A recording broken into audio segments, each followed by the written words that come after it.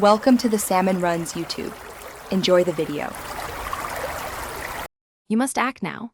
Power the UniFi Access Point with a compatible PoE injector or switch so it boots. Once powered, make sure your UniFi network controller or cloud key is reachable on the same Layer 2 network, because adoption requires discovery.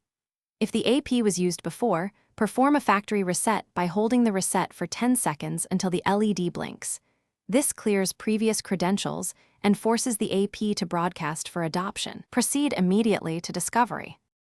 Once the AP is discoverable, open the devices list in the controller and locate the pending device. It shows as pending adoption. If discovery fails, SSH into the AP with factory credentials and run the inform command. Inform http://controller IP 8080/inform so the AP contacts your controller.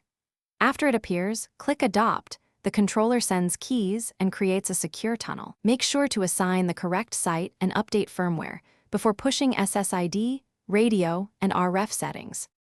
Once adopted, confirm the AP shows online, then apply your wireless profiles. SSID, WPA2 or WPA3 security, channel and power limits. Monitor client connectivity and airtime. Make incremental changes to radios instead of sweeping adjustments.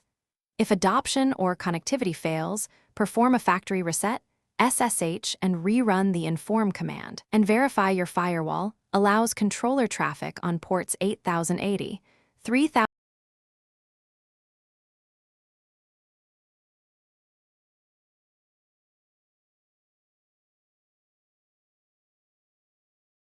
Thanks for watching. Consider subscribing if we helped you.